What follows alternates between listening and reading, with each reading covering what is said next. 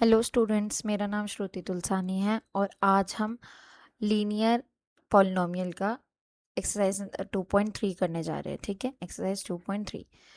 Exercise start करने से पहले मैं आपको बताऊं, एक हमारे पास टर्म है लीनियर ग्रोथ। ठीक है, लीनियर ग्रोथ का क्या मतलब है कि जो ग्रोथ हर स्टेप के साथ या हर स्टेज के साथ एक इक्वल अमाउंट में बढ़े उसको हम कहते हैं लीनियर ग्रोथ। सपोज कि मैंने एक गाड़ी एक पार्किंग में खड़ी करी। ठीक है, उस पार्किंग में गाड़ी खड़ी करने के पैसे हैं 50 रुपये। ठीक है, और हर घंटे बाद मतलब पहले घंटे के 50 रुपये फिक्स्ड है, 50 रुपये तो देने ही देने हैं। और जैसे जैसे मैं एक एक घंटा बढ़ाती रहूँगी वैसे वैसे सपोज़ कि उसमें हर घंटे के हिसाब से 20 रुपये हैं। ठीक है, तो अगर मैंने 1 घंटे गाड़ी खड़ी करी तो मेरे को कितने देने हैं? 50 + 20 70 रुपीज़। मैंने 2 घंटे गाड़ी खड़ी करी तो क्या होगा? 20 रुपये और बढ़ जाएंगे। ठीक है, फिर थर्ड ये 40 रुपये हो जाएंगे बढ़ के, तो मेरे को 50 + 40 90 रुपीज़ देने हैं। फिर 20 बढ़ जाएंगे, थर्ड घंटे में 60 हो जाएंगे। ऐसे ही बढ़ते जाएंगे। एक सेम अमाउंट हर एक घंटे में बढ़ रहा है, 20 रुपये एक सेम अमाउंट हर एक घंटे में बढ़ रहा है। इसको हम कहते हैं लीनियर ग्रोथ। ठीक है, हम इस बार एक बार ये एग्जाम्पल भी देख लेते हैं। Linear expression help to model real world situation और phenomena. Consider the cost of a journey given by a linear function. ये लीनियर फंक्शन हमें दे रखा है। ठीक है, c is the cost and d is the distance travel. Cost, distance travel. ठीक है, where c indicates the total cost in rupees and d indicates the distance travel in kilometer।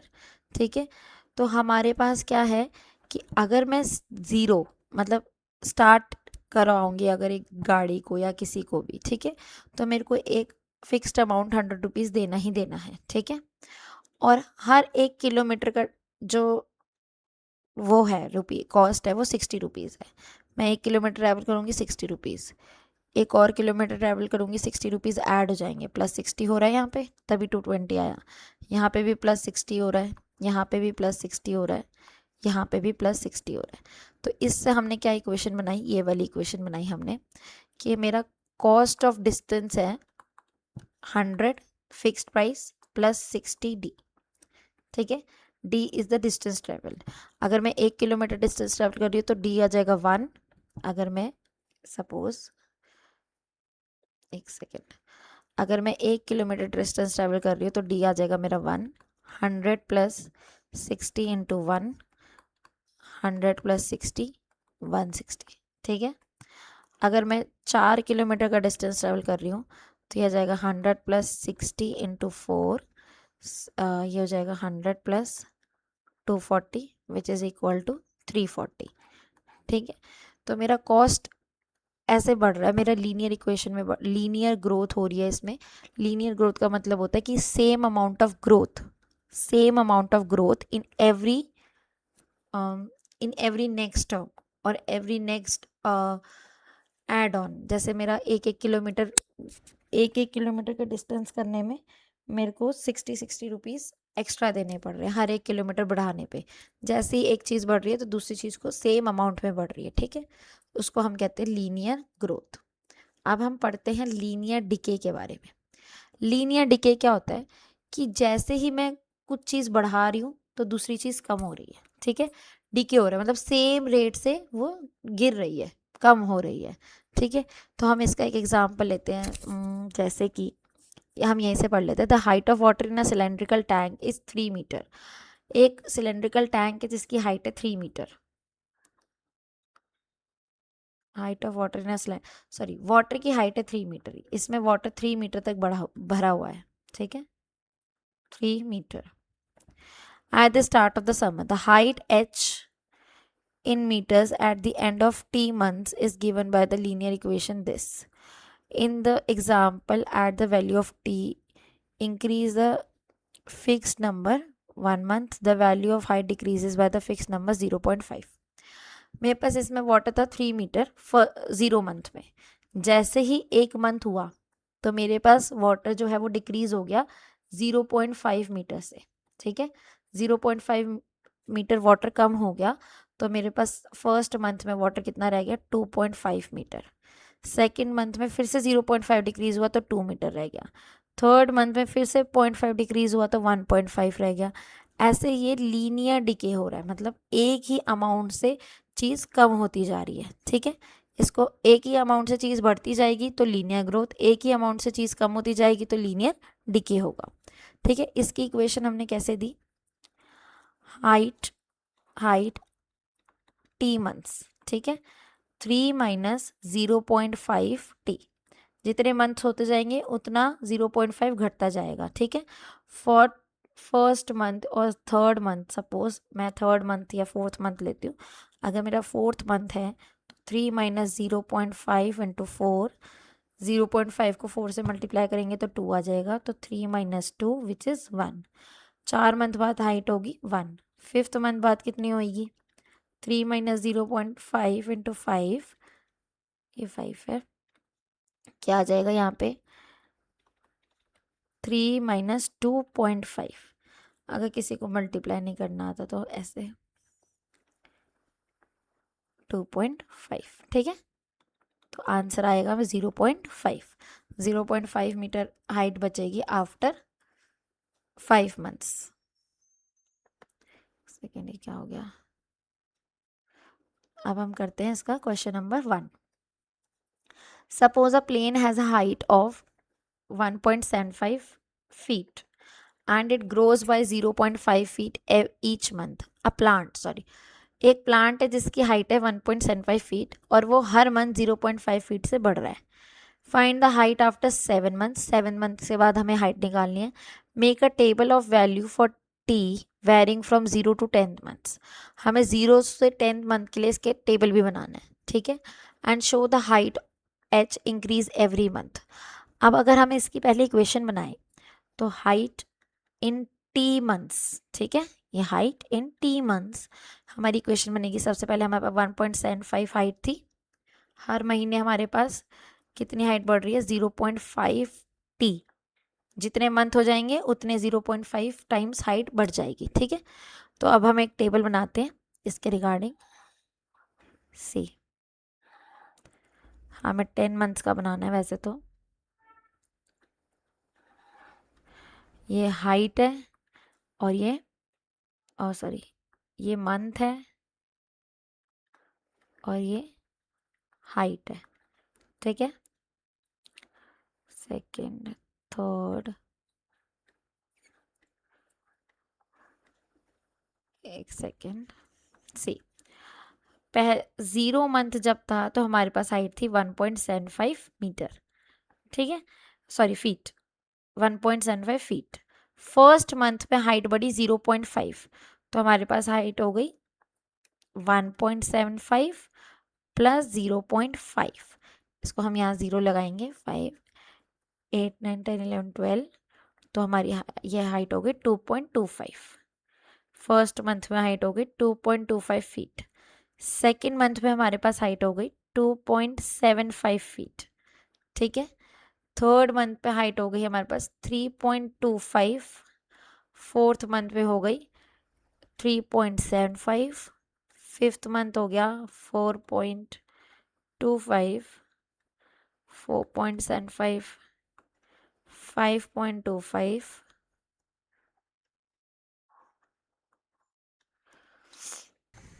8 में है 5.75, 9 में होगा 6.25 और 10th में है 6.75। तो एक सेकेंड, हाँ, तो अब आप देखो कि इसमें 0.5 इंक्रीज होता जा रहा है। ठीक है, हर एक स्टेप में 0.5 इंक्रीज होता जा रहा है। Find an expression that relates H and T and explain it represent linear growth. देखो, ये हमारा एच एंड टी का एक्सप्रेशन आ गया, और अगर हम इससे कुछ भी निकालते हैं, जैसे 7th टर्म निकालते हैं, तो ये आ गई 1.75 प्लस 0.5 इंटू 7। जब हम 0.5 इंटू 7 0.5 इंटू 7 करेंगे तो ये आ जाएगा 3.5। तो 1.75 प्लस 3.5। सी, 1.75, यहाँ कुछ नहीं था तो 0 लगा दिया, ठीक है, तो ये आ गया 5.25, 5.25, और हमारा 7th वाला 5.25 ही है, ठीक है। तो मतलब हमारी इक्वेशन भी एक्सप्रेशन ठीक बना है। ये वाला क्वेश्चन हमारा हो गया। सेकंड क्वेश्चन पे चलते हैं। A mobile phone is bought for ₹10,000। एक मोबाइल फ़ोन है जिसको 10,000 में ख़रीदा गया। It value decreases by ₹800 every year. हर साल उसकी वैल्यू ₹800 डिक्रीज हो जाएगी, ठीक है, हर एक साल। तो इसमें जो लीनियर डिके है वो ईयर वाइज हो रहा है, मतलब first year, second year, third year linear decay ऐसे हो रहा है, और 800 से लीनियर डिके हो रहा है। Find the value of the phone after 3 years. 3 years के बाद क्या वैल्यू होगी? सी, हमने जब खरीदा तो 10,000 वैल्यू थी, तो फर्स्ट ईयर में हमारी वैल्यू हो गई 10,000 minus 800 which is 9,200। Second year में फिर से 800 गिर गए तो 200, यहाँ से 600, 800, 8,400 रुपये। थर्ड साल में फिर से 800 घटाएंगे तो 7,600 रुपये, ठीक है। तो थर्ड ईयर के बाद वैल्यू क्या हो गई? 7,600। मेक अ टेबल, यहाँ पे मैंने सिर्फ -800 किया है, यहाँ पे भी -800 किया है, यहाँ पे भी -800 किया है, क्योंकि every year it the value of mobile decreases by 800. Make a table of value for t varying from 0 to 8 years and show how the value of the phone v depreciates with time. अब हमें एक table बनाना है 8 साल के लिए, ठीक है। यहाँ है हमारे पास ईयर और यहाँ है हमारे पास अमाउंट, ठीक है, या value of phone V, value of phone V, ठीक है। तो हमारे पास 0 ईयर में 10,000 का था, फर्स्ट ईयर हो गया 9,200, सेकेंड ईयर हमारे पास हो गया 8,400, थर्ड ईयर हमारे पास हो गया 7,600, फोर्थ ईयर फिर से 800 रुपीज़ मैं इसमें से घटाऊंगी तो 6,800, fifth year 6,000, sixth year 5,200, seventh year में हो जाएगा ये 800 घट के 4,400, एंड एट्थ ईयर में हो जाएगा 3,000,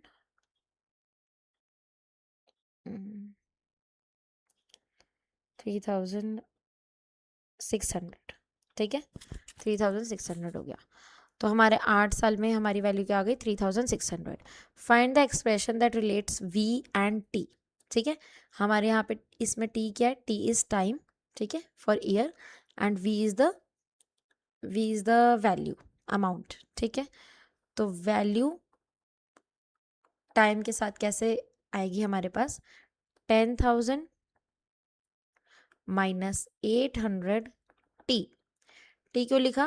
क्योंकि हमारा हर साल के हिसाब से जितने साल हो जाएंगे उतने टाइम्स 800 वैल्यू गिर जाएगी।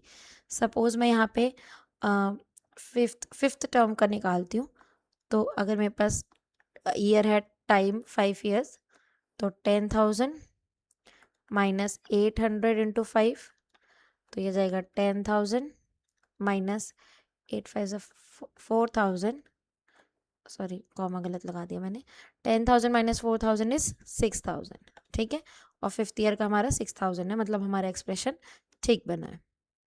अब हम चलते हैं क्वेश्चन नंबर 3 पे। The initial population of a village is 750। Initial population है विलेज की 750। Every year 50 people move from a nearby city to the village, move from a nearby city to the village. City से village में आ रहे हैं लोग, 750 initial है, हर साल 50 बंदे बढ़ते जा रहे हैं, तो मतलब क्या है इसका? ये लीनियर ग्रोथ हो रही है हमारी। Find the population of the village after 6 years. 6 years के बाद क्या पॉपुलेशन होगी?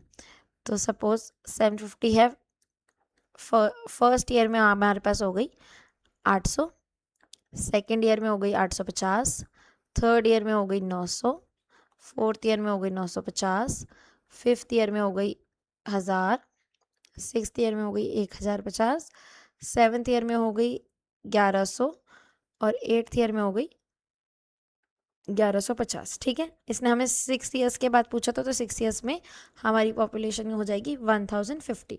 मैंने हर किसी में 50-50 इंक्रीज़ किया, बस दैट्स इट, मैंने और कुछ भी नहीं किया। ठीक है, ये हमारा ईयर है और ये हमारी पॉपुलेशन है। ज़ीरो ईयर पे हमारी 750 पॉपुलेशन थी। Make a table of value for varying T. ठीक है, 0 to 10 ईयर्स का बनाना था, तो 9th ईयर हमारी होगी 1200 और 10th ईयर होगी हमारी 1250।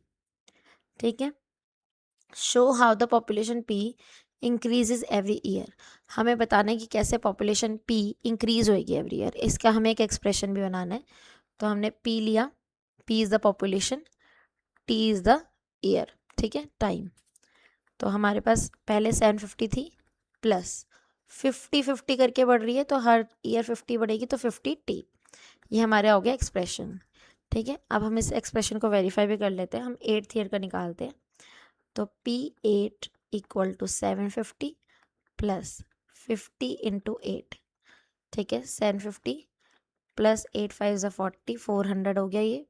750 प्लस 400 होता है 1150। ठीक है, तो हमारी पॉपुलेशन कितनी होगी 1115 एट्थ ईयर पे। ठीक है, तो हमारा एक्सप्रेशन वेरीफाई भी हो गया। नेक्स्ट क्वेश्चन करते हैं हम, which is the last question of this exercise. A telecom company charges ₹600 for a certain recharge scheme. एक टेलीकॉम कंपनी है जो 600 रुपये चार्ज करती है एक रिचार्ज स्कीम के। This prepaid balance is reduced by ₹15 each day after the recharge. हर दिन, चाहे आप यूज़ करो चाहे ना करो, 15 रुपये इसमें से कटते जाते हैं। ठीक है, रिचार्ज के बाद। Right an expression that models the remaining balance BX। हमने बैलेंस को क्या लिया BX और हमने डे को क्या लिया X। After using the scheme for x days तक मैंने स्कीम यूज़ करी, तो मेरा बैलेंस कितना होगा, इसके मैंने एक्सप्रेशन लिखने।